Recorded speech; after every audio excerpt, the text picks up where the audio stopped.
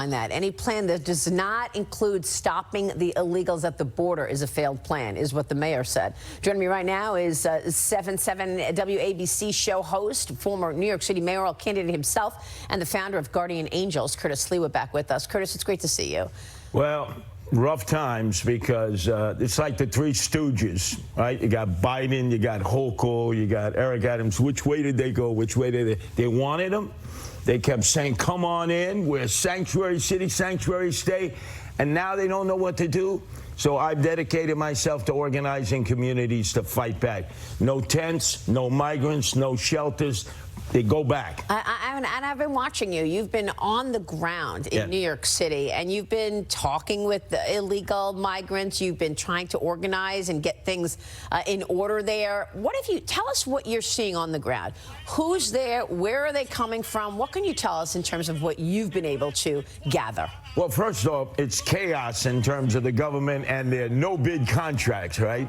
But when it comes to there you are getting arrested. You're getting arrested. Oh, yeah. And I'll be getting arrested many, many more times in many, many other communities to drive home the point that we don't want these migrants, these illegal aliens. This is the problem that the politicians created, the Democrats, and they don't know how to stop it. So we'll stop it in the neighborhoods. We will make it impossible to bring the migrants in, because once they're there, government says, well, you sit there and you wait. Now, you bring in 1,000 single able-bodied men. I don't care if they're from a prep school, Ivy League school, with nothing to do and nowhere to go.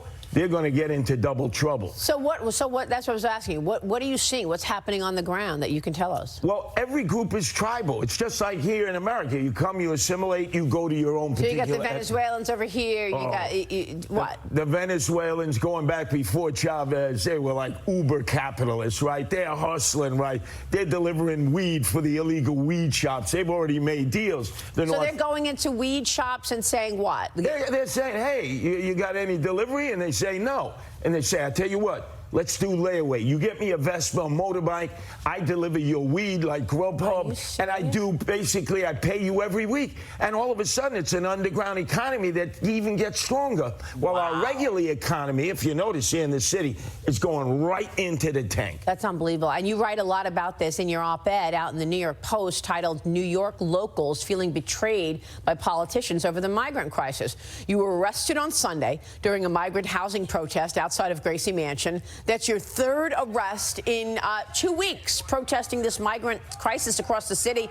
I tell you, I was in New York on Sunday as well, in the city near Gracie Mansion.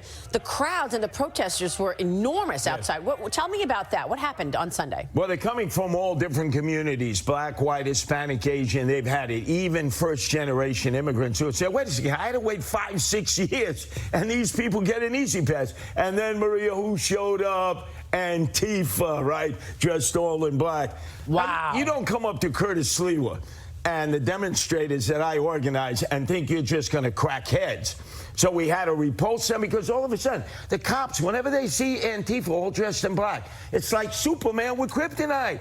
Get busy. Well, you're not going to get busy. We got busy. Well, and that's when we had our rally and then the arrest. So that's what happened, and that's why it turned violent, because Antifa showed up. Oh, yeah, and Antifa, they're not there to express their First Amendment rights of free speech. Oh, my They're God. anarchists. They don't want government. They don't want cops. They don't want prisons.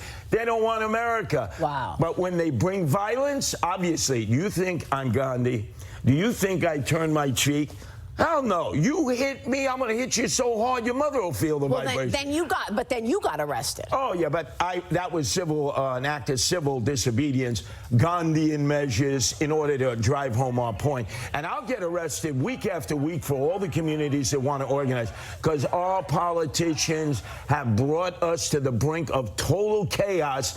And all they think about is running for higher office. You know why Eric Adams is doing this, why he started trying to one-up Abbott. He called him a racist. This is a year ago. Oh, my God. And Abbott said, please, come down to the border, see what we're dealing with. He said, no, we're a sanctuary city and you're a racist. Come one, come all, I'm your Papa Chulo. Who's your daddy? Joe Biden. Now they don't know what to do. So guess what? Move aside, politicians. I'll take over, the people will take over, and we'll clean up this mess for you. Well, business leaders are also getting involved. More than 100 business leaders in New York City, including J.P. Morgan Chase CEO Jamie Dimon and Goldman Sachs CEO David Solomon. They're demanding that President Biden and congressional leaders take immediate action to control the southern border. They're calling on them to speed up work permits for thousands of asylum seekers, provide financial relief for cities like New York City impacted by the border crisis. What do you think of these solutions? I mean, some of these things that they're talking about, speeding up the asylum process, doesn't that encourage more people to come to the border?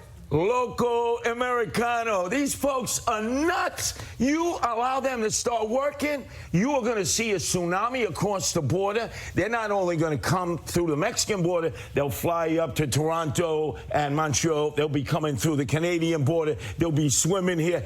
How can you let them work right away?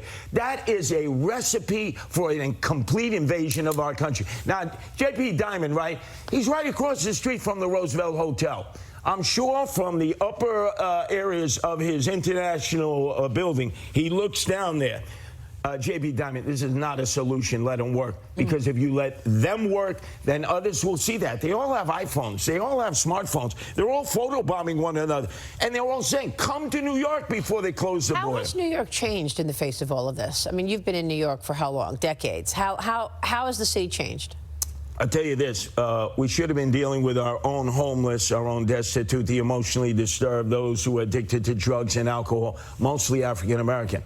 They elected Eric Adams mayor. Without them, Eric Adams is not mayor. He would have never survived the Democratic primary process. They feel betrayed. They feel like, what? I got to get to the back of the line for somebody we don't even know? Yeah. No, but in terms of how New York has changed, I mean, the mayor just said in that soundbite a minute ago that we're running out of room. We have no room. Where are they putting in Central Park, putting in the hotels? Wait a second. He's full of bull feathers. We're running out of room. He won't put them in places where people write checks to his campaigns that don't bounce. He will not put them in Central Park. I have the solution. Rikers Island.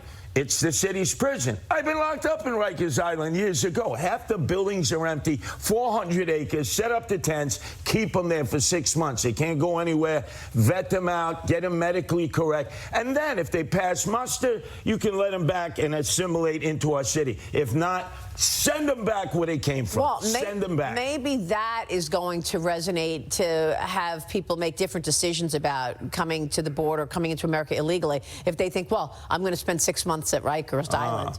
Isn't it all what you see? If you're staying at the Milford Plaza and we're paying for your hotel room, 3 squares, giving you iPhone, cell phone, anything you want, they're all going to come. But if they see you're on the rock, they're going to be saying, maybe that's not such a good idea. Curtis, we'll be watching your work. Thanks so much. Oh, I'll continue the fight because the politicians have abandoned us. All right, Curtis Sliwa here with me in studio. Quick break, and then President Biden keeps trying to convince the American people that